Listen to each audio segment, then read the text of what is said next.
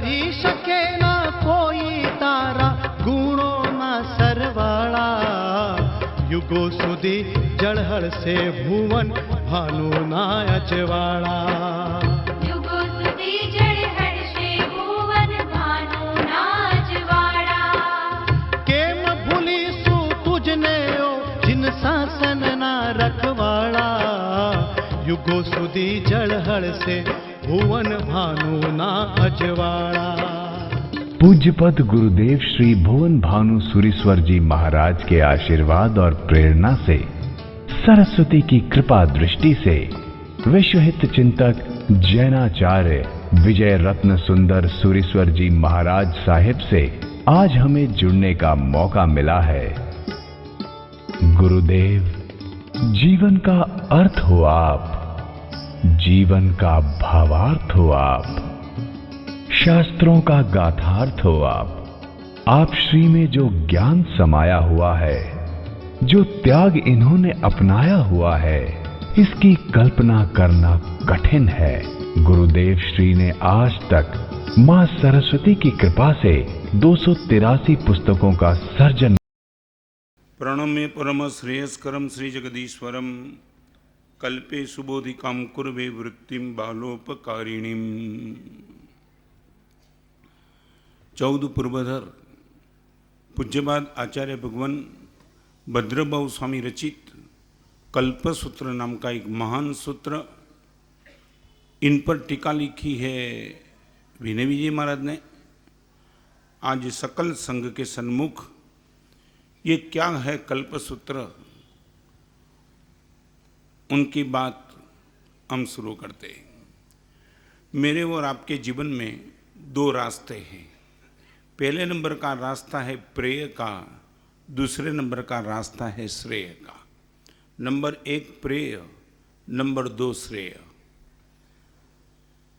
इस सभा में बैठने वाले को पहले एक मन से तय करना पड़ेगा हम किस रास्ते पे जाना चाहते हैं। शरीर और मन को खुश रखे वो रास्ता है प्रेय का, और आत्मा को खुश रखे वो आत्मा है श्रेय का।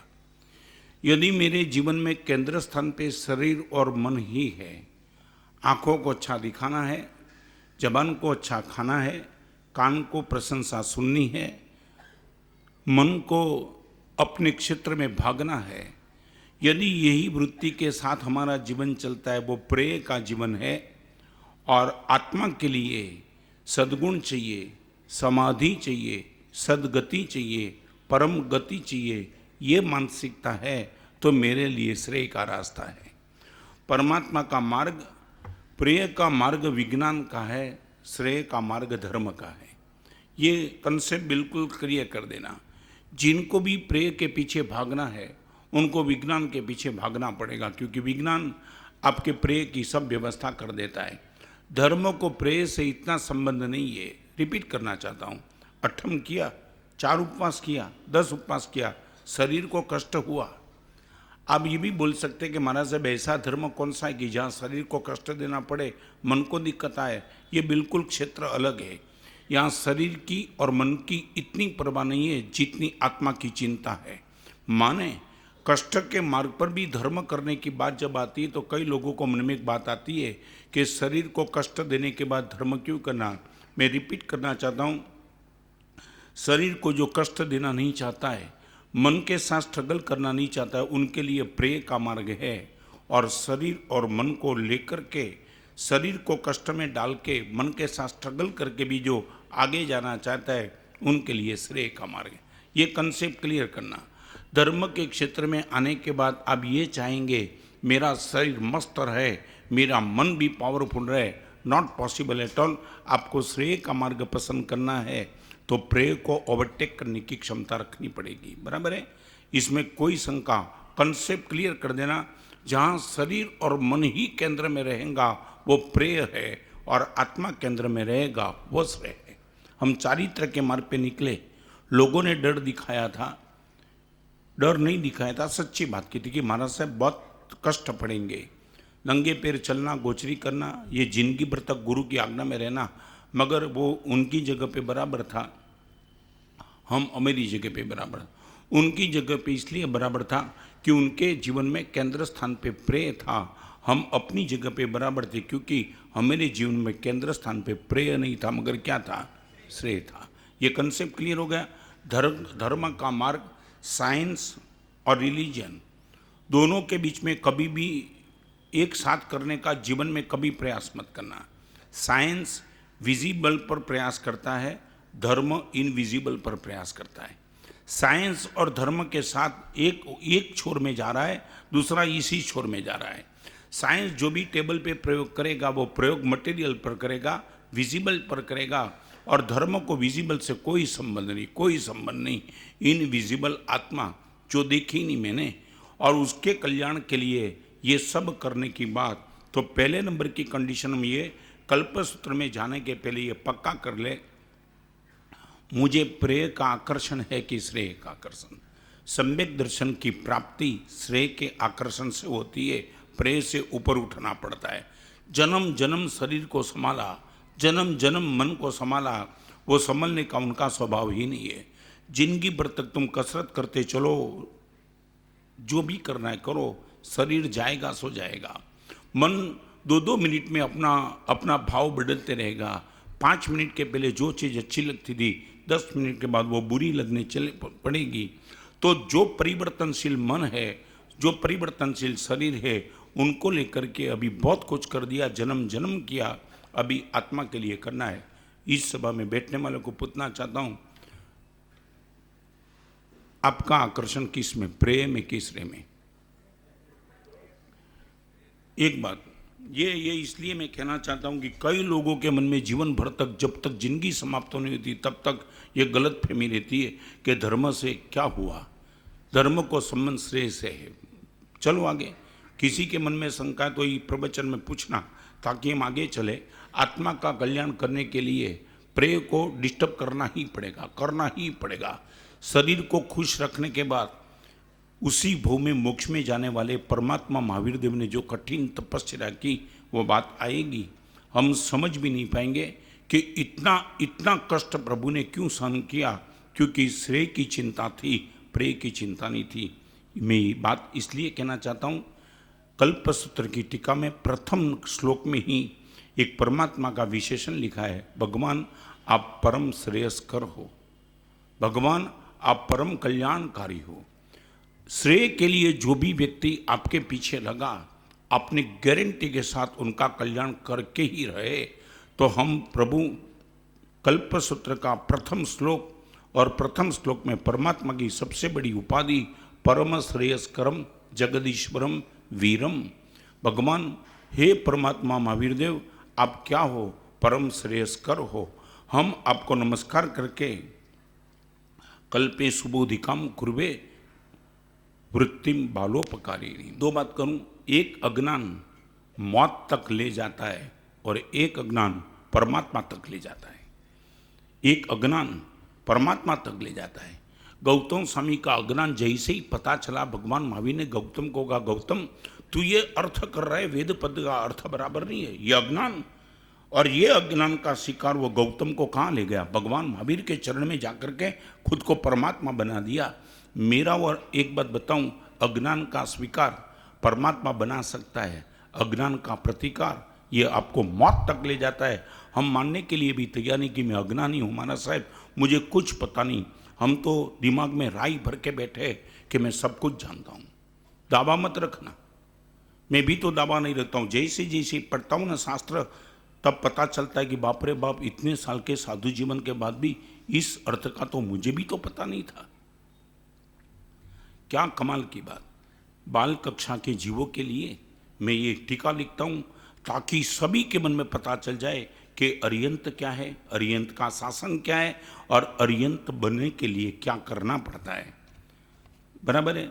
सच बोलो, इस सभा में बैठने वालों को हृदय से पूछना चाहता हूँ, हम अज्ञानी है और हृदय से मानने के लिए तैयार है, जबान से नहीं। ये सबके बीच में कबूल करना पड़ता नहीं, नाभि से आवाज आता है, भगवान कुछ पता नहीं। एक छोटी सी बात और भी पूछ लूं, ये 155 का अर्थ क्या? ये बड़े ना, ये पंच परमेष्ठी को, ये 100 पंच नमोकारों का अर्थ क्या?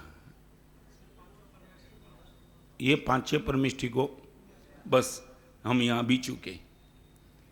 हाँ, 100 पंच नमुकारो सब पाप प्रणाशनो। यहाँ पंच परमेष्ठी को नमस्कार ये शब्द नहीं है। 100 माने यह, पंच माने 5, नमुकारो माने नमस्कार। यह 5 नमस्कार सर्व पाप का नाश करने की ताकत रखता है। पंच परमेष्ठी को किया गया नमस्कार वो शब्द ही नहीं है। 100 माने यह, पंच माने 5, नमुकारो माने क्या? यदि आप ये अर्थ करते हो कि पंच परमेष्ठी को किया गया नमस्कार सर्व पाप का नाश करता है, इनका अर्थ ये होता है कि एक परमेष्ठी को किया हुआ नमस्कार सर्व पाप का नाश नहीं करेगा, ये अर्थ होता है। आप ये बोलते हैं ना, तो विशेष भाष्य में लिखा है यह 5 नमस्कार अरियन को करो, सिद्ध को करो, आचार्य भगवान को करो या उपाध्याय भगवान को करो, साधु भगवान को करो, किसी एक को भी नमस्कार करो, आपके सर्व पाप का नाश हो सकता है। पंच परमेष्ठी को नमस्कार करो तो ही पाप का नाश नहीं होगा, किसी एक को नमस्कार करो तो भी पाप का नाश होता है। ये 100 पंच नमुकारों का अर्थ है।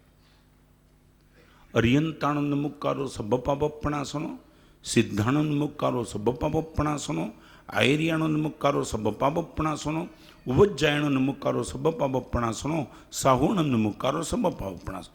एक को नमस्कार करो तो भी सर्व पाप का नाश होता है, 5 को करो तो भी होता है। माने 100 पंच नमुकारो, इनका अर्थ यह 5 परमेष्ठी को किया गया नमस्कार नहीं, यह 5 नमस्कार। जिन शासन की अति उत्तम परंपरा समझ लो। गणधर गौतम स्वामी से लेकर के आज तक किसी भी आचार्य उपाध्याय मुनि भगवान ने कहीं भी सभा के बीच में कोई भी बात की है तो ये दावा नहीं किया, ये मैं कहता हूँ, उसको यही कहना है कि परमात्मा महावीर देव ये कह गए।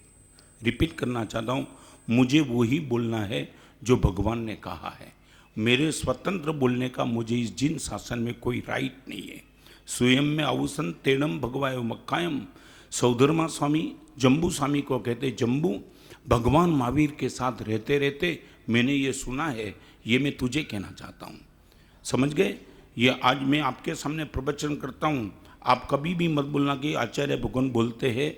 मैं जो भी बोलता हूँ वो अरियन परमात्मा की बात को मैं आपके सामने आपकी भाषा में समझ आए ऐसा बोलता हूँ। मुझे स्वतंत्र बोलने का जिन शासन में जो भी आया उनको अपना ओपिनियन व्यक्त करने का कोई राइट नहीं है, नो राइट एट ऑल। जो भी साधु ये बोलेगा ये मेरी खुद की सोच है, वो जिन शासन के बाहर है। तो मैं आपको पूछना चाहता हूं, धर्म के क्षेत्र में जब भी तुम कोई ओपिनियन रखो तो तुम्हारी औकात क्या है? तुम ये बोलते हो कि मैं ये मानता हूं, आपके हाथ में जिन शासन है क्या? आपको वही बोलना है जो परमात्मा महावीर देव बोल के गए, वही आपको रिपीट करना है। मेरी बात तो कभी करने की बात ही नहीं है। महाराज साहब मैं नहीं मानता, अरे तू मानने वाला नहीं मानने वाला तू कौन? परमात्मा महावीर देव की बातें बस वही रिपीट करो, चलता हूँ आगे, बराबर है? तो बस एक बहुत अच्छा लिखा है, यद उपदिशन्ति ते वही।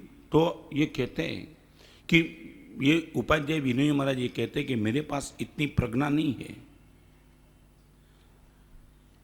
कल्पसूत्र की टीका लिखी, श्रीपाल चरित्र का रास लिखा,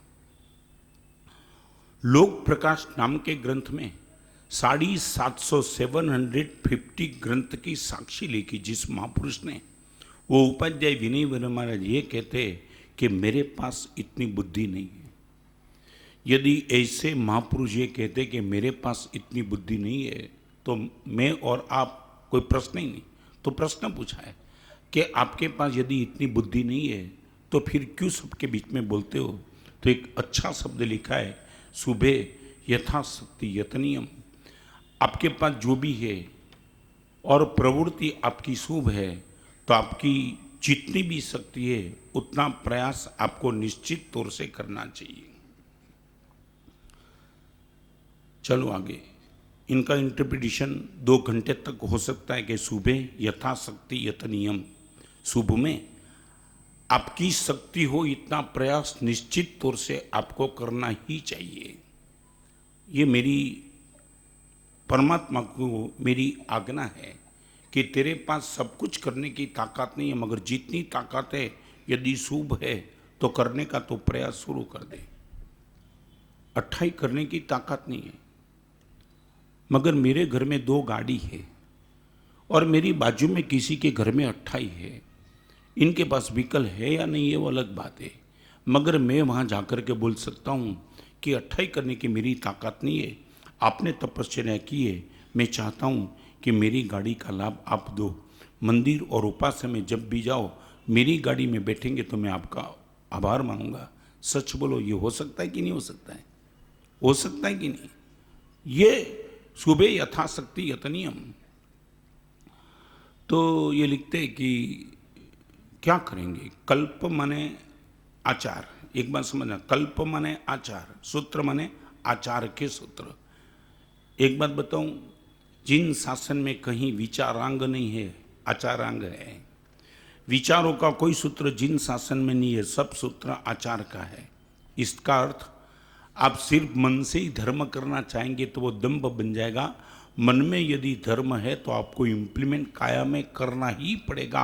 आचार माने you have to implement, practical करना पड़ेगा। मन से कुछ नहीं होगा। कई लोगों का भी एक नया प्रवाह चला है, नया प्रवाह। मंदिर में जाने की जरूरत नहीं है, मंदिर में जाकर के आखिर तो मन को ही शुद्ध करना है ना। घर पे बैठे बैठे मन हम शुद्ध करेंगे। कथा बनाइए, मन चंगा तो कथरोट में गंगा। क्या क्या हुआ? हाँ हाँ, बस मन को खुश रखो। आखिर तो धर्म करना है मन को शुद्ध करने के लिए ने, तो ये उपासना में जाने की जरूर क्या, ये पौषध करने की जरूर क्या, ये तपस्या करके शरीर को दुख देने की जरूर क्या है? बस बैठे बैठे एयर कंडीशन में बैठे बैठे नमकीन मिष्ठान खाते खाते मोक्ष में चले जाओ। हाँ, ये खोपरी आई है इसी। हाँ हाँ, नहीं, ये प्रवाह शुरू हो चुका है। और जिन जिन लोगों को कष्ट का मार्ग पसंद नहीं, वो हजारों की संख्या में वो मार्ग पे चले जाते हैं। वो बोलते हैं कि ठीक है, मजा है, खाने का मिलता है, पीने का मिलता है, गाड़ी में जाओ, कुछ भी जाओ, मन को पवित्र रखो। मैं बोलता हूँ फिर एक ही काम करना, मन चंगा तो कथरट में गंगा। एक बात करना, बिजनेस क्षेत्र में ये व्यवस्था रख दे, समझे नहीं? बिजनेस में काम करूँगा, मन को अच्छा रखूंगा। बाजार में जाने की जरूरत क्या है? पेमेंट वेमेंट लेने की जरूरत क्या है? बस बैठे बैठे बाजार में बिना गए पैसा का मालिक बन जाओगा। देखा कोई? ती जाने नियमा तप आचरणा नबी छूटे, तपस्या करता करता हो कि डंका जोर बजाया हो।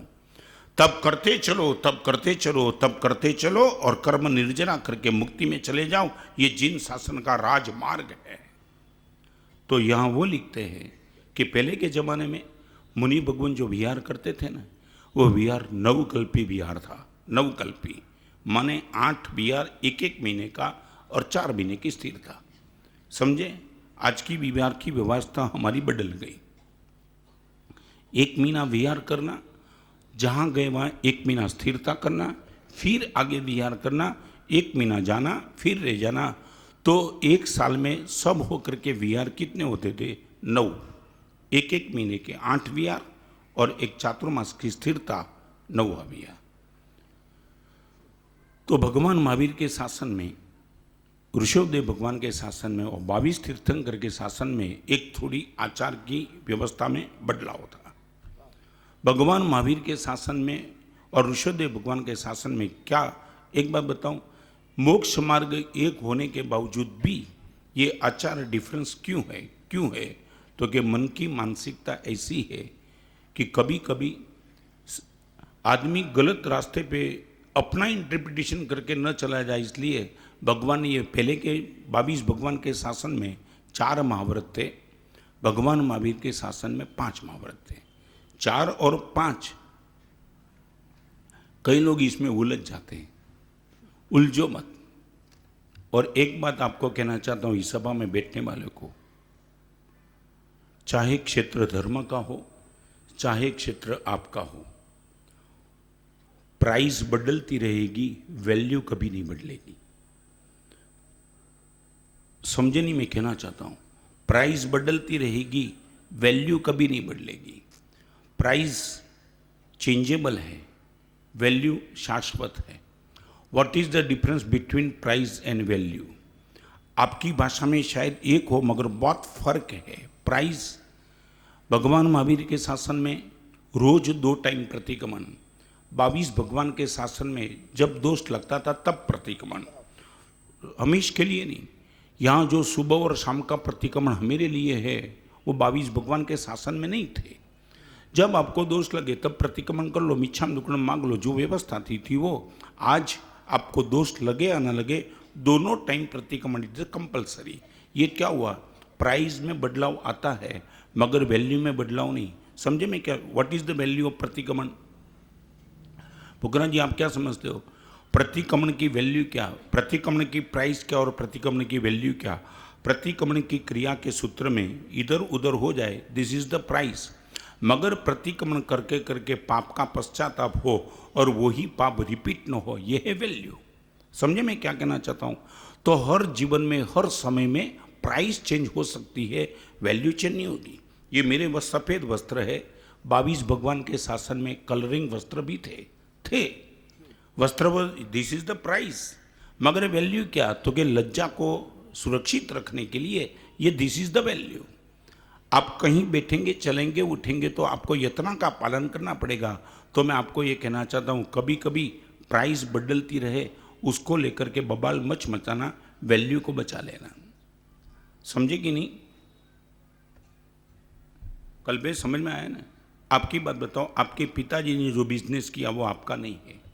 रिपीट करना चाहता हूँ, एवरेज आपके पिताजी जिस मार्ग पर पैसा कमाए वो रास्ता आपने छोड़ दिया, बिजनेस चेंज हो गया, पूरी की पूरी सामाजिक व्यवस्था बदल गई, बिजनेस की पॉलिसी बदल गई, गवर्नमेंट ने कोई अलग अलग रास्ता निकाल दिया। माने आपने क्या किया, पिताजी का बिजनेस छोड़ करके आपने कोई बड़ा अपराध नहीं किया। क्यों? इनका कारण था कि वैल्यू जो थी, नीतिमत्ता, वो आपने पकड़ के रखी है। पिताजी ने रॉन्ग ट्रैक पे रॉन्ग ट्रैक पे पिताजी कभी नहीं गए। महाराज साहब मैंने डायमंड छोड़ करके लोहे का धंधा शुरू किया, मगर महाराज साहब वही ट्रैक पकड़ के मैं बैठा हूँ। यदि आपने वैल्यू को केंद्र में रख के चले तो प्राइस को चेंज करने का आपको राइट है। वैल्यू का बलिदान दे करके प्राइस को चेंज करने का किसी को राइट नहीं है। समझे? आपकी भाषा में बताऊँ, we can change policy matter but not principal matter. We can change policy matter but not principal matter. 2 + 2 = 4, 8 / 2 = 4, 3 + 1 = 4, 2 × 2 = 4। आप प्लस करो, मल्टीप्लाई करो, माइनस करो, डिवाइड करो, कोई विरोध नहीं, मगर आंसर हमें 4 का चाहिए। 4 answer, this is the principal, and plus minus divide वो करो, वो this is the policy matter. तो कहीं भी संघर्ष पैदा हो तब चेक करना, मैं प्राइस को बदलता हूँ कि वैल्यू को बदलाऊँ। इसलिए कहना चाहता हूँ, आज के ज़माने में वैल्यू बदल गई। आज जो डाउनफॉल दिख रहा है ना, वो वैल्यू गई। आज मॉरल की, स्पिरिचुअल की, कल्चर की बात करने वाला बेवकूफ़ माना जाता है। अब ये करो कि मेरे जीवन में महाराज साहब वो संभवित नहीं है। मेरे पिताजी जितने मर्यादा में रहते थे, महाराज साहब मैं नहीं रह पाता हूँ, मगर महाराज साहब वो मर्यादा पक्की है। आज मर्यादा को गाली देने वाले हैं। समझे ना मैं क्या ना? आज जो सबसे बड़ा लॉस है ना, वो प्राइस का लॉस नहीं है, वैल्यू का लॉस। आज के ज़माने में जो लॉस चल रहा है ना, वो प्राइस का लॉस नहीं, वैल्यू का लॉस। तो मैं आगे चलना चाहता हूँ कि यहाँ आचार की बात करेंगे। मुनि भगवान के आचार में बहुत अलग अलग फर्क हुआ। इनका कारण एक तो मन, आपको मालूम है, मुझे और आपको एक विशेषता दी गई इसमें कि 5वें आर्य के साधु, श्रावक और करीबन सब वो वक्र और जड़ होंगे। एक तो जड़ माने नहीं, पकड़ा वो छोड़ने की बात नहीं। और नंबर 2 वक्र माने टेढ़ा। तुम कोई भी बात करो, उल्टी सुल्टी बात करके बस बात को घुमाते रहेगा, सीधी समझेगा ही नहीं। ये मानसिकता, ये हमारी, ये भगवान महावीर के वक्त भद्रबाहु स्वामी भद्रवान महावीर के पाठ परंपरा में उसने हम सबकी पहचान करा दी कि 5वें आर्य के साधु, साध्वी, श्रावक और श्राविका करीबन इनकी मानसिकता वक्रता की और जड़ता की रहेगी। वो समझने के लिए करीबन तैयार नहीं होंगे, समझेगी तो स्वीकार करने के लिए तैयार। वो धर्म शासन चंदन का वृक्ष है, उनसे आपको शीतलता मिलेगी। रिपीट करना चाहता हूं, जिन शासन, धर्म का शासन वो चंदन का पेड़ है, वो आपको निश्चित तौर से शीतलता देगी, मगर उन पर आग रखने का प्रयास करेंगे वो चंदन का पेड़ आपको जला के साफ कर देगी। रिपीट करना चाहता हूं, धर्म शासन वो चंदन का पेड़ है, गारंटी के साथ आपको शीतलता देगी, मगर आशात्मा की आग यदि उन पे रखने का प्रयास किया वो आपको जला के साफ कर देगी। हम इनके सामने बस सब कुछ जो भी ठीक लगे वो ओपिनियन मत दो ना। चंदन वृक्ष के बाजू में बैठ करके शीतलता की अनुभूति करो, उन पर आग रखने का पाप कभी मत करो। आपको न बैठे शांति रखो। यहाँ कल्पसूत्र में ये बात आएंगी, महापुरुष खुद ये बताएंगे कि जिन शासन सर्वज्ञ होने के बावजूद भी दो दो तीन तीन आचार्य भगवान के डिफरेंस ऑफ ओपिनियन क्यों है, वाई। वहाँ सब लिखने के बाद एक शब्द लिख दिया है, तत्वम केवलिनो विदन्ति। हम ये कहते हैं कि ऐसा हो सकता है, बाकी सच केवल ज्ञानी जाने, हमारा कोई आग्रह नहीं है। ये बात पूर्व के महापुरुष ने भी खुद की बात को इतना वजन नहीं दिया है। मैं जो कहता हूँ वही सही नहीं है, मुझे लगता है कि ऐसा शायद हो सकता है, बाकी सच केवल ज्ञानी जाने, मेरा कोई आग्रह नहीं है। धर्म के लिए सबसे पहली कंडीशन है आग्रह मुक्त बुद्धि। आग्रह मुक्त बुद्धि, आपकी आग्रह वाली बुद्धि मत रखो, आग्रह मुक्त बुद्धि रखो ताकि आपका काम बन जाए। ये प्रवचन में भी जो आएंगे अपना ओपिनियन फिट करके बैठेंगे प्रवचन, उनको प्रवचन भी नहीं जमेगा, क्योंकि मन में एक आग्रह लेकर के बैठा है, महाराज साहब कुछ भी समझावे मगर मैं जो मानता हूं वही मानता हूं। अंग्रेजी का एक सूत्र है, it is difficult to open a close mind. Close mind लेकर के जो बैठा है उनको खुला करना नेक्स्ट टू इम्पॉसिबल, क्योंकि वो अपनी बात वो कभी छोड़ने के लिए तैयार ही नहीं। हजार तरीके का तर्क तुम लगाओ मगर वो बोलता है मैं जो मानता हूं वही मानता हूं। इनको तो, और एक बात बताऊं, जिनका क्लोज माइंड होता है ना, उनके साथ चर्चा करने की भगवान ने हमको ना बोली। आपकी बात नहीं करना हूं, ये 1 2 3 मिनट में पता चलता है कि वो क्लोज माइंड लेकर के आता है, तो मैं बोलता हूं भाई मेरे पास तेरे साथ बात करने का समय नहीं है। भगवान महावीर ने गौतम को समझाया, जमाली को नहीं समझाया। गौतम को समझाया, जमाली को नहीं समझाया। नहीं, खुद का शिष्य था मगर समझ गया कि बंद मन होके आया है। Gautam was the open mind. Gautam ये तो अर्थ करके बैठा है, अर्थ बराबर नहीं है, क्या बात करते हो भगवान, सही। इतना इतना अहंकारी को परमात्मा ने परिवर्तन कर दिया, मगर जमाली का परिवर्तन नहीं कर पाए, गोशालक का परिवर्तन भगवान महावीर नहीं कर पाए। प्रथम शिष्य गौतम नहीं था, प्रथम शिष्य गोशालक था। भगवान महावीर के सबसे नजदीक पहले नंबर में आने वाले भगवान उनको ना बोल के बैठा। इसलिए मैं कहना चाहता हूं, कभी भी धर्म की चीज समझने के लिए आओ, ओपन माइंड लेकर के आओ। और एक दूसरी बात बताऊं, मेरी आंख से दिखाई ना पड़े, ओपन माइंड किसको बोलते उनकी मैं डेफिनेशन कहना चाहता हूं। मेरी आंख से न दिखाई पड़े और मेरी बुद्धि में न भी बैठे, वो चीज भी हो सकती है, वो मानना, वो ओपन माइंड। रिपीट, मेरी आंख से दिखाई न पड़े और मेरी बुद्धि में न बैठे, ऐसी चीज भी हो सकती है, ये मानना, this is the open mind. मेरी आंख से दिखाई नहीं पड़ता है, मेरी बुद्धि में भी महाराज साहब नहीं बैठता है, फिर भी महाराज साहब हो सकता है, आई बिलीव इट। और ये मानने वाला ओपन माइंड, उनके साथ तुम बात कर सकते हो। मैं आपको पूछना चाहता हूं, हमारे पास ओपन माइंड है क्या? आपको मालूम नहीं, सिरोही था ना, सिरोही कहाँ आया? राजस्थान, पिंडवाड़ा के बाजू में। एक बार मैं विहार करके गया था दीक्षा के 3रे साल, वापी चातुर्मास के लिए जा रहा था। बहुत 3 साल का पर्याय था, लंबा तो कुछ नहीं था, मेरे पास इतना अभ्यास भी नहीं था। और एक लड़का आया तो इनके चेहरे से ही पता चला कि वो जिज्ञासु है। वंदन करने को भी नहीं आता था, बस सीधा हाथ जोड़ के बैठ गया। और उसने मुझे सिर्फ इतना ही पूछा, महाराज साहब प्याज आलू क्यों नहीं खाया जाता है, वाई नॉट? मैं ये बात करता हूँ 44 साल पहले की। और जैसे ही उसने मुझे पूछा कि महाराज साहब प्याज आलू क्यों नहीं खाया जाता है, वो इतना शालीन, चेहरे से पता लगता था कि भगवान ने क्या उनको चेहरा दिया है, इतना शालीन। और जय कुमार जी, आप विश्वास नहीं करें, मैंने सिर्फ इतना ही कहा, देख भगवान महावीर के नाम से हमने दीक्षा ले ली, तो जिस परमात्मा के नाम से हम साधु बने, वो परमात्मा महावीर देव ने प्याज आलू खाने की ना बोली है, मारे से भगवान ने ना बोला है। मैं बोला हाँ, मारे से जिंदगी भर का पचकान दे दो, आज से प्याज आलू बंद।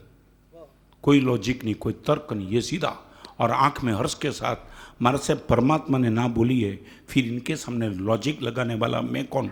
आप दे दो प्रतिज्ञा जिंदगी भर के लिए। ऐसी व्यक्ति के साथ बात करने की मजा भी तो आती है।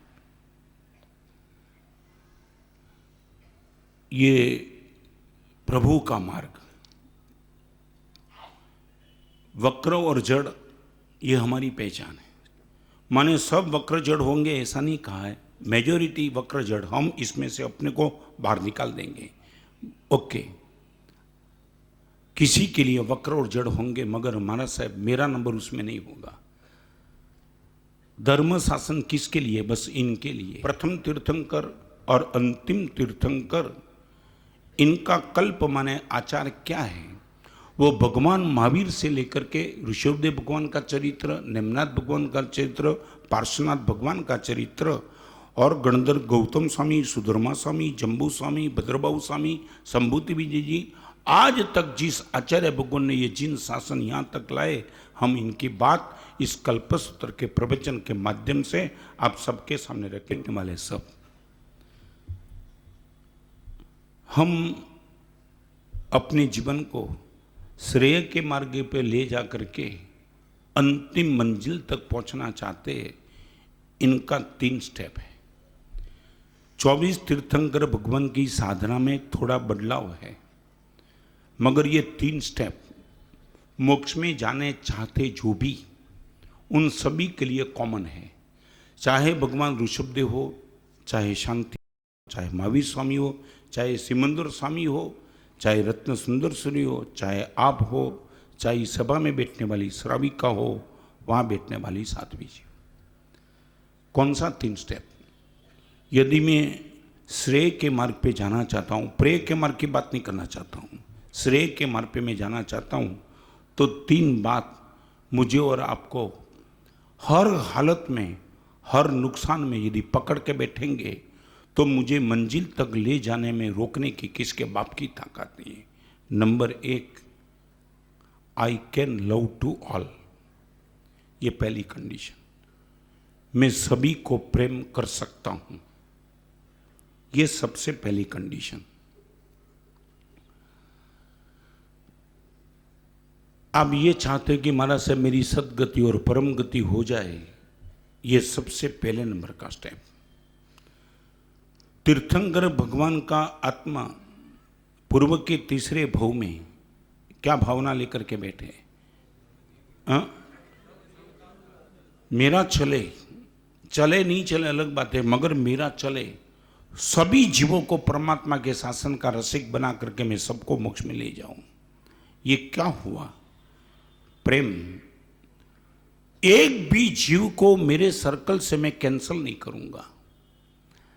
इस सभा में बैठने वालों को मैं पूछना चाहता हूं कि हमारे प्रेम की मानसिकता क्या है? मेरा प्रेम का सर्कल में कौन कौन आता है? सर्कल समझे, नॉट लाइन बट सर्कल। मेरे सर्कल माने मेरे प्रेम के दायरे में मैंने किन किन लोगों को प्रवेश दिया है? मेरी फैमिली को, जिन शासन को, मनुष्य मात्र को, पशु को, पंखी को, चींटी को, निगोद के जीव को, दुर्जन को, नास्तिक को, मुझे दुखी करने वाले को, मुझे हैरान करने वाले को, मेरा खून करने का प्रयास करने वाले को भी मैं प्रेम दे सकता हूं। This is the first condition, I can love to all. मांस खमण में नहीं भी कर सकता हूं, मैं सामयिक नहीं भी कर सकता हूं, प्रतिक्रमण नहीं भी कर सकता हूं, संयम नहीं भी ले सकता हूं। नंबर 2 की बात, but I can love to all. सभी को महाराज साहब में प्रेम गारंटी के साथ कर सकता हूं। तो इस सभा में बैठने वालों को पूछना चाहता हूं, भगवान बनने के मार्ग पर यदि हम जाना चाहते हैं तो आपको पूछना चाहता हूं, आपके प्रेम के सर्कल में कितने लोगों का प्रवेश है?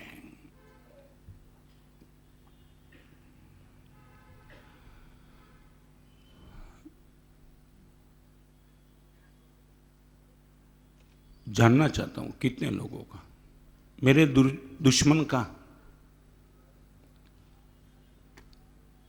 चंड कोशी को भगवान ने प्रवेश दिया, गौतम को दिया, गोशालक को दिया, गोवालक को दिया, कठपुतना व्यंत्री को दिया, शूलपाणी यक्ष को दिया। भगवान के दो पैर के बीच में आग जला के जिसने खीर बनाई उसको भी भगवान ने प्रेम दिया। तारा पगनो चूलो बनावी, जारे खीर बनावी, अंगे अंग बड़े पण मुख पर शीतलता प्रसरावी।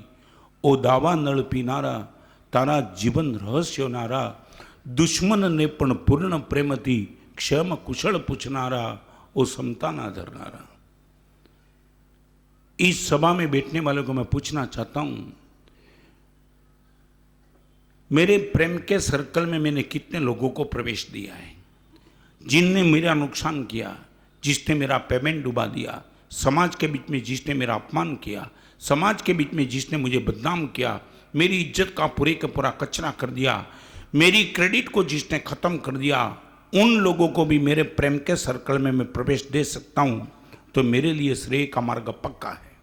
यदि मैं सबको कैंसल कर ये नहीं महाराज साहब वो बदमाश को मैं प्रेम, नॉट पॉसिबल एट ऑल, ठीक है, आपके लिए श्रेय का मार्ग बंद हो जाएगा। सास को यदि बहू पे प्रेम नहीं है, बहू को सास के प्रेम नहीं है, दिरानी को जेठानी पे नहीं है, बाप को बेटे पे नहीं, माँ को बेटी पर नहीं, भाई को भाई पर नहीं, व्यापारी को बायर पर नहीं, साधर्मी को साधर्मी पर नहीं, फिर हम है कहां? What is the position of our love? आपको पूछना चाहता हूं, इस बड़ी सभा में बैठने वालों को पूछना चाहता हूं, हमारी मानसिकता क्या?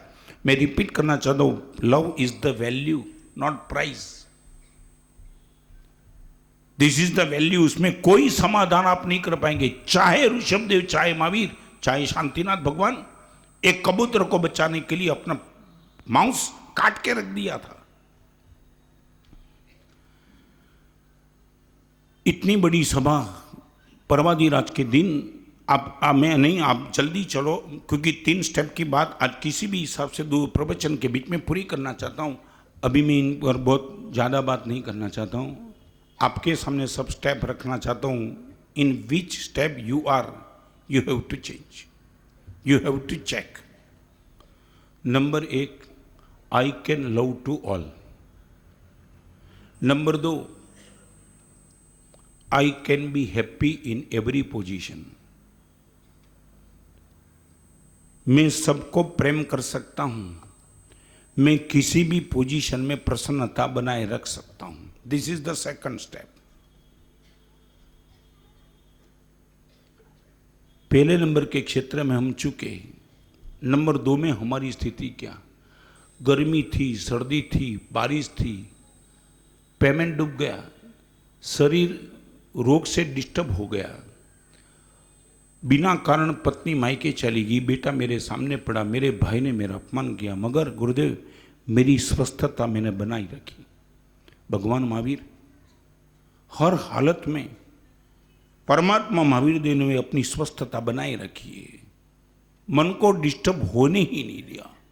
आचार्य सूत्र का 9वां अध्ययन, 9वें अध्ययन में परमात्मा महावीर देव की साधना मार्ग की कथा लिखी है, पढ़ो तो तुम पागल बन जाओ। उसमें एक शब्द लिखा है, 12.5 साल में भगवान ने एक भी बार मन की प्रसन्नता को डिस्टर्ब नहीं की है। 12.5 साल तक संगम का ये उपसर्ग 6 महीने तक परमात्मा को गोचरी नहीं मिली है। गाली देने वाले ने जम के गाली दी, अनार्य देश में भगवान पे कुत्ते छोड़े हैं, मगर भगवान ने मन की स्वस्थता को डिस्टर्ब नहीं किया है। I can be happy in every position. This is the second step. आपको पूछना चाहता हूं, इस क्षेत्र में मानसिकता क्या? प्रेम चाहिए। नंबर 2, प्रसन्नता चाहिए। महाराज साहब मैं प्रसन्नता को डिस्टर्ब नहीं होने दूंगा।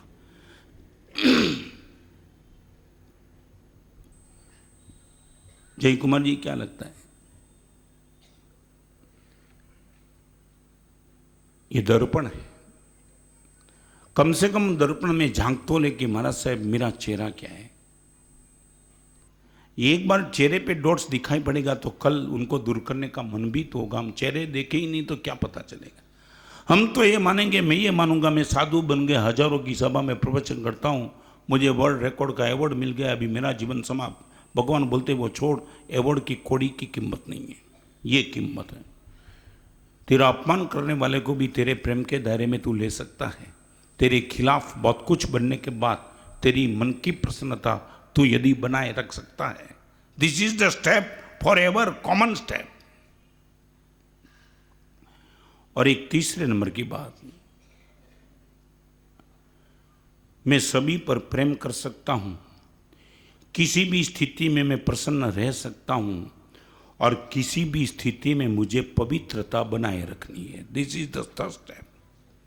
प्रेम, प्रसन्नता और पवित्रता, ये तीन चीज जिनके पास होती है वही चौथे नंबर में परमात्मा बन सकते हैं। I can love to all, I can be happy in every position, I have to be pure in every position, then I can be God. Then तब प्रेम, प्रसन्नता और पवित्रता तीनों का मालिक मैं बन सकता हूं, तब मैं परमात्मा बन सकता हूं। अभी भगवान महावीर को आंखों के सामने लाओ, ऋषिदेव भगवान को लाओ, शांतिनाथ भगवान को लाओ, सिमंदर स्वामी को लाओ, किसको भी लाओ, आपको ये तीन फैक्टर उसमें दिखाई पड़ेंगे। सभी के प्रति प्रेम किया। उर्वशी रूढ़ी अपछरा ने रामा छे मन रंग, पाए नेवुर रण जने कहीं करती नाटा रंभ, माता मरु देवानंद।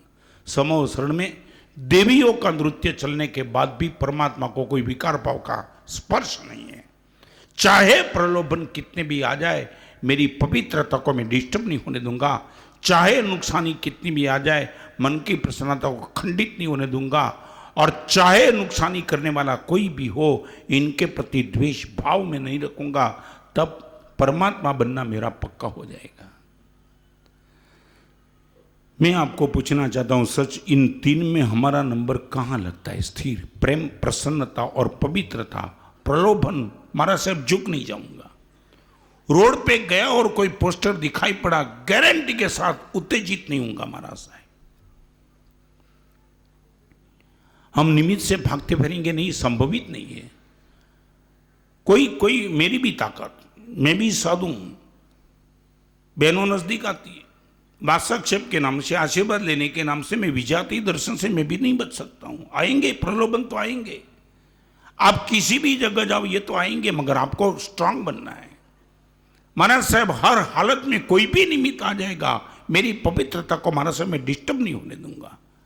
प्रलोभन के सामने झुकने की बात नहीं, परिस्थिति के सामने मन को डिस्टर्ब करने की बात नहीं, और परिस्थिति में निमित्त बनने वाले के प्रति द्वेष करने की बात नहीं, प्रेम बना रहा हूं। और एक बात बताऊं, इन तीन चीज को लेकर के आपके पास बहुत लॉजिक होगा, वो लॉजिक आपके पास रखना। महाराज साहब वो साला 50 करोड़ का मालिक होने के बावजूद भी हमारा 1 करोड़ नहीं देता है। महाराज साहब स्थिति न हो तो माफ कर सकते, मगर 50 करोड़ का मालिक वो मर्सिडीज में घूमता है और हमारा पेमेंट देने के लिए ना बोलता है, फिर भी उन पर प्रेम करना ये भगवान का मार्ग है। फिर भी तुम्हें प्रेम करना नहीं करना है तो तुम्हारे लिए श्रेय का मार्ग है, नहीं है प्रेय का मार्ग है। समझे ना मैं क्या कहना?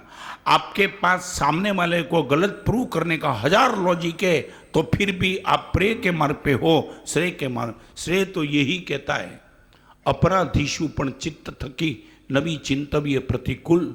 मन से भी अपराध करने वाले के प्रति गलत सोचा, तुम्हारा सम्यक दर्शन गया। जिनको नहीं बैठता है वो अपने आप से बाहर हो जाएंगे, कोई भगवान आपको बाहर करने वाले नहीं, तुम खुद अपने आप से बाहर। प्रेम, प्रसन्नता और पवित्रता ये परमात्मा बनने का राजमार्ग है। को पूछना चाहता हूं, जिसको भी प्रेम के मार्ग पे जाना है उनको एक काम करना, कम से कम नजदीक वाले के परिवार को तोड़ने का पाप मत करना, नजदीक वाले के दिल को तोड़ने का पाप मत करना। वो सबसे पहली कंडीशन है। भगवान महावीर परमात्मा के 5 कल्याणक उत्तरा फाल्गुनी नक्षत्र में हुए, वो समय भी वंदनीय है। जे दृष्टि प्रभु दर्शन करे ते दृष्टि ने पण धन्य छे, जे जीभ जिनवर ने स्तवे ते जीभ ने पण धन्य छे, पिए मुदा वाणी सुधा ते कर्ण युगल ने धन्य छे। भगवान आपका नाम जिसने लिया उनकी जबान को भी धन्यवाद, आपका नाम जिसने सुना उनको भी धन्यवाद, आपका दर्शन जिस आँख ने किया उनको भी नमस्कार। धन्य ते रात ने धन्य दिया, वो रात भी वंदनीय है कि जिस रात में भगवान आपका ध्यान किसी ने धरा, और वो दिन भी वंदनीय है जिस दिन में भगवान आपकी किसने उपासना की। भगवान के 5 कल्याणक उत्तरा फाल्गुनी नक्षत्र में हुए। और भगवान महावीर परमात्मा के एक इतना याद रखना, भगवान महावीर परमात्मा के 5 कल्याणक है। अभी मैं उनका क्लैरिफिकेशन, कल्याणक तो समझते हैं, क्या नाम है? च्यवन, जन्म, दीक्षा, केवड़दान और निर्वाण। अब थोड़ी बात मैं करना चाहता हूं, एक काम करो, च्यवन कल्याणक आषाढ़ सुद छठ, कम से कम तिथि याद रख लो। च्यवन कल्याणक आषाढ़ सुद छठ, जन्म कल्याणक चैत्र सुद तेरस, बराबर, चैत्र शुक्ल तेरस, समझे ना, कब आती है? चैत्री होली में। दीक्षा कल्याणक कार्तक वद दसम, केवड़दान कल्याणक वैशाख सुद दसम, और निर्वाण कल्याणक आसोवद अमास। 5 कल्याणक, च्यवन, जन्म, दीक्षा, निर्वाण, केवड़दान और निर्वाण, समझे? आषाढ़ सुद छठ, चैत्र सुद तेरस, कार्तक वद दसम, वैशाख सुद दसम और आसोवद अमास। अमास परमात्मा जब माता के गर्भ में आते हैं, हर तीर्थंकर को माता 14 सपना देखती है, और 14 सपना चक्रवर्ती की माता भी देखती है, तीर्थंकर की माता भी देखती है, मगर फर्क इतना है, चक्रवर्ती माता को एकदम क्लियर नहीं आता है, तीर्थंकर भगवान की माता को एकदम क्लियर आते हैं। मध्य रात्रि में 14 सपना देख करके देवानंदा माता अपने पति ऋषभदत्त ब्राह्मण के पास जाकर के ये कहती कि मुझे ऐसे पवित्र, भगवान की माता को सपना आए तब भगवान की माता शयनगृह में अकेली थी, ऋषभदत्त ब्राह्मण अलग बैठे थे। वो आई है कहने के लिए, ये आर्य देश की अति उत्तम परंपरा थी, अति उत्तम परंपरा कि शादी करने वाले कपल भी रोज एक ही शयनगृह में साथ नहीं सोते थे। ये अति उत्तम परंपरा। उत्तम व्यक्ति को जन्म देने की ताकत किस रत्न कुक्षी माता को होती है, वो वासना लंपट नहीं होती है। जहां ऋषभदत्त ब्राह्मण है, दैट मीन्स वो हाजिर नहीं है वहां। देवानंदा अलग कमरे में है, रात को 12 बजे सपना है, ओहिर माणी इमे एयारुले 14 से महासुमने पासित ताणम पड़ी बुद्धा, 14 महासपना देख करके वो जागृत हुई। और जहां ऋषभदत्त ब्राह्मण है, यही बात त्रिशला में आएगी कि जहां महाराजा सिद्धार्थ है, वहां त्रिशला माता गई है। एक एक कोटेशन में तो मेरे पूरे के पूरी जीवन की व्यवस्था कल्प सत्र में लिखी है, हमारे मनोरथ की पूर्ति करेंगे। ये स्वप्न का फलादेश ऋषभदत्त ब्राह्मण ने देवानंदा ब्राह्मणी को कहा, और ऊपर इंद्र महाराजा जम्बूद्वीप को अवधि ज्ञान से देख रहे हैं, और देखते देखते देखते अवधि ज्ञान का उपयोग रखा, तब पता चला कि भगवान की आत्मा देवानंदादि की कुक्षी में। न खलु एयम भुवम, कभी भूतकाल में ये हुआ नहीं, वर्तमान में हुआ नहीं, और आने वाले भविष्य में कभी होगा नहीं कि तीर्थंकर परमात्मा का आत्मा तुच्छ कुल, दरिद्र कुल, कृपण कुल, ऐसे कुल में कोई जन्म ले पाता है। भगवान का जन्म तो भोग कुल में, उत्तम कुल में, उदार कुल में ही होता है।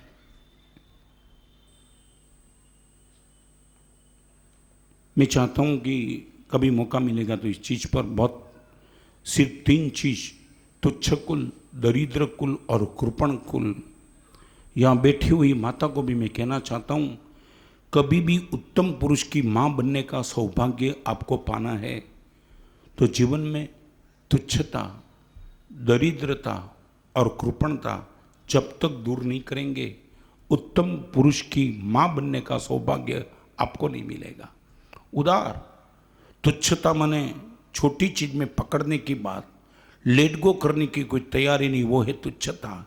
दरिद्रता और लोभ, और लोभ, और लोभ चाहिए, और कृपणता, मेरे पास आने वाले को मैं किसी को खुद देना नहीं चाहती हूँ, ये कृपणता।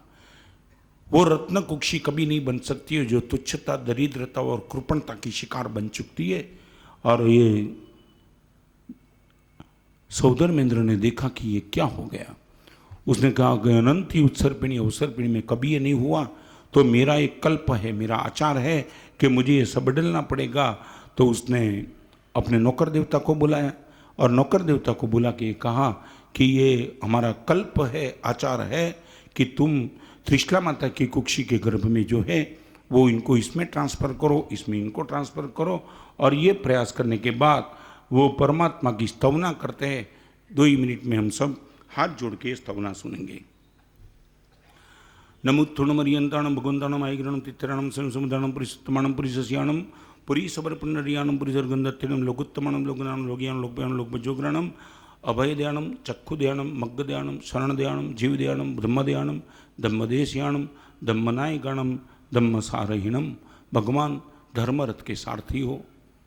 इस सभा में बैठने वालों को मैं कहना चाहता हूँ, जीवन में एक काम करना, परमात्मा के मंत्र जाप तो बहुत करते हो, मगर यदि आप सबके पास सुविधा हो तो एक मंत्र जाप निश्चित तौर से करना, नमो चक्षुदयाणम।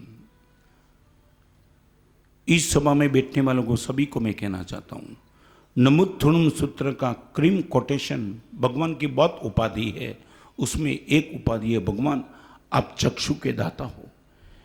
मेरे पास आंख है मगर दृष्टि नहीं है, भगवान मैं आपसे दृष्टि चाहता हूँ। आप चक्षु के दाता हो, मुझे वो चक्षु दो जिस चक्षु से आपने केवल नाम की प्राप्ति की है। तो जिन जिन लोगों को प्रेम, प्रसन्नता और पवित्रता में थोड़ी कमी महसूस हो रही है, उनके लिए नमो चक्षुदयाणम ये मंत्र इतना प्रभावशाली है, मैंने खुद ने अपने जीवन में इनका बहुत अनुभव किया है। और जो भी व्यक्ति आती मैं उनको कहना चाहता हूँ, यदि एक ये जाप कर सको, रोज की कम से कम हो सके तो 5 माला, नहीं हो सके तो 1 माला पक्की सुबह 12 बजे के पहले। बहुत प्रभावशाली मंत्र है, नमो चक्षुदयाणम। पुरीमचरिमाण कप मंगल बद्धमाण तित्तमीय परिगीयस जीणा गणरथिराय बलिचर्यम पुरीमचरिमाण कप मंगल बद्धमाण तित्थम्मी ये परिकया जीर्ण गण हराई थिरा बलिचर्यम। और भगवान त्रिशला की कुक्षी में परमात्मा महावीर देव की आत्मा को आकर के इंद्र महाराजा का नौकर देवता देवर्धिगणिक समाश्रमण का जीव हरिणी गमेशी देव परमात्मा की आत्मा का नमस्कार करते कहते कि भगवान आपके गर्भों को ट्रांसफर करने की मुझे अनुमति दे दो। और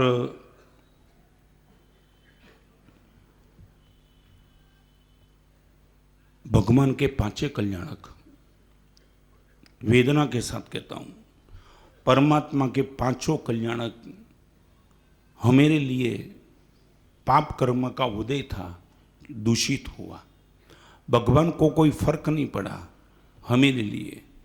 बताऊं मैं 5 कल्याणक की दूषितता क्या हुई हमारे लिए।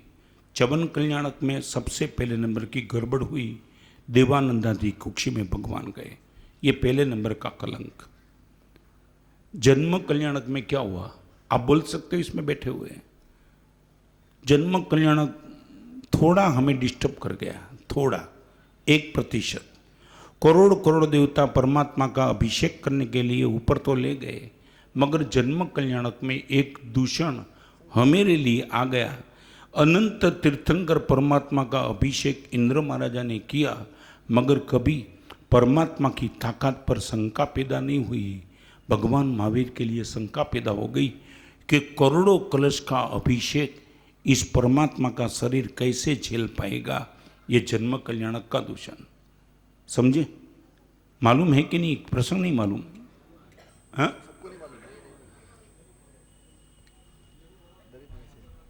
हाँ, मेरू पर्वत पे ले गए और इंद्र महाराजा के मन में भगवान का छोटा सा शरीर देख करके लगा कि करोड़ कलश का अभिषेक इस छोटा सा शरीर कैसे सहन करेगा। अनंत तीर्थंकर भगवान का अभिषेक किया, मगर किसी इंद्र महाराजा के मन में यह शंका पैदा नहीं हुई, भगवान महावीर के लिए शंका पैदा हुई। वो है जन्म कल्याणक। दीक्षा कल्याणक में क्या हुआ? दीक्षा कल्याणक में क्या हुआ? भगवान अकेले चारित्र के मार्ग पे गए। ऋषभदेव भगवान से लेकर के पार्षनाथ भगवान तक सभी के साथ 400,000 कोई न कोई गया, मगर भगवान महावीर परमात्मा बरघोड़ा में लाखों करोड़ों लोग थे, मगर दीक्षा लेने के लिए साथ में कोई नहीं चला, अकेले भगवान चला। चलो आगे। नंबर 54 कल्याणक देवानंद आदि कुक्षी में गर्भ, जन्म कल्याणक इंद्र महाराजा को शंका, दीक्षा कल्याणक परमात्मा की अकेले की दीक्षा, केवड़नान कल्याणक पहली देशना फेल। किसी तीर्थंकर परमात्मा की प्रथम देशना फेल नहीं जाती है। भगवान महावीर की प्रथम देशना फेल, वो केवड़नान कल्याणक का अपने लिए जो दूषण था, डिस्टर्ब हो गई कि भगवान आप केवड़नान पाए, करोड़ों देवता हाजिर होने के बाद भी आपकी प्रथम दिशा में किसी को दीक्षा का भाव नहीं हुआ। ये केवड़नान कल्याणक की दूषितता और निर्माण कल्याणक की दूषितता ये थी।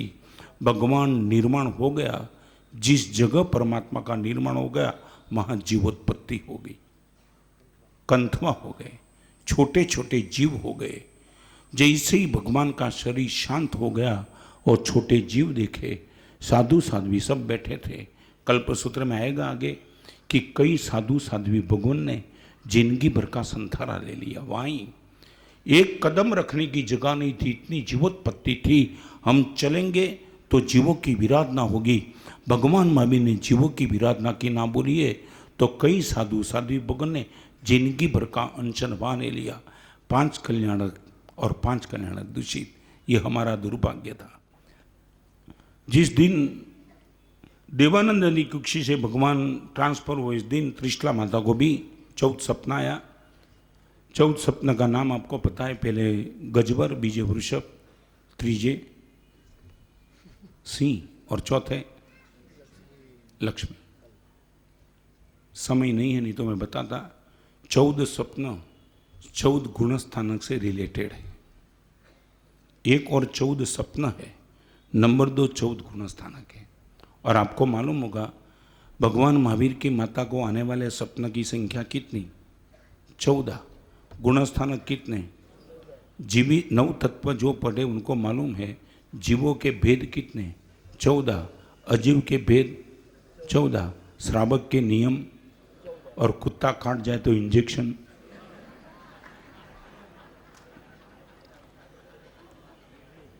पहले नंबर का सपना है हाथी का, और यहाँ गुण स्थान के मिथ्यात्व का। हाथी का शरीर भारी, मिथ्यात्व की आत्मा भारी। हाथी की आंख बहुत छोटी, मिथ्यात्व की दृष्टि बहुत कम टूकी। समझे? मिथ्यात्व की दृष्टि बहुत छोटी रहेगी। हाथी के आंख छोटी, उनकी दृष्टि दूर तक जाएगी नहीं, वो छोटी चीज को लेकर के बवाल लगा देगा। वो है हाथी की भूमिका। नंबर 2। नंबर 3, हाथी के कान चंचल, मिथ्यात्व के कान भी चंचल। किसी की बात सुन के वो निर्णय कर देगा। समझे ना? स्थिर नहीं, कान चंचल रहेगा। हाथी का शरीर भारी, मिथ्यात्व की आत्मा भारी। हाथी की आंख छोटी, मिथ्यात्व की दृष्टि छोटी। हाथी के कान चंचल, मिथ्यात्व के कान भी चंचल। माने किसी की बात में आ जाए ऐसी भूमिका। हाथी जहाँ बैठा वहाँ से जल्दी खड़ा नहीं हो पाएगा। मिथ्यात्वी जहाँ भी आसक्त होगा वहाँ से जल्दी बाहर नहीं निकल पाएगा। ये अलग अलग अलग हाथी की 12 विशेषता है जो मिथ्यात्वी को लागू पड़ती है। यहाँ पहले नंबर का स्वप्न हाथी है, वहाँ पहले नंबर का गुणस्थानक मिथ्यात्व है। उनकी बात 4 स्वप्न की बात, 4 स्वप्न त्रिशला माता ने देखा और वो लक्ष्मी तक पहुंची। गुरुदेव श्री ने आज तक मां सरस्वती की कृपा से 283 पुस्तकों का सर्जन किया है और इनका अनुवाद अनेकों भाषाओं में ही नहीं बल्कि ब्रेल लिपि में भी उपलब्ध है। आचार्य श्री की पुस्तकों को पढ़कर अनेकों ने आर्ट ऑफ हैप्पीनेस की परिभाषा को सही अर्थ में सीख लिया है। वाणी आपकी अमृत धारा, ज्ञान की वसुंधरा, भीगा उसमें जग ये सारा। अपने ओजस्वी तेजस्वी प्रवचनों द्वारा लाखों लोगों के जीवन को परिवर्तित किया आपने। शांति के मार्ग पर चलना सिखाया आपने। श्रद्धा की शक्ति का राज बताया आपने। मानवता की संविधा में एक दीप जलाया आपने। जीने का अर्थ हो आप, जीवन का भावार्थ हो आप। आपके साहित्य के माध्यम से हमें एक सही दिशा मिली है और हम मानवता का अर्थ समझ पाए हैं। आप सभी से निवेदन है कि आज ही इस अनमोल रत्न से जुड़कर अपने और दूसरों के जीवन को खुशियों से भर दें।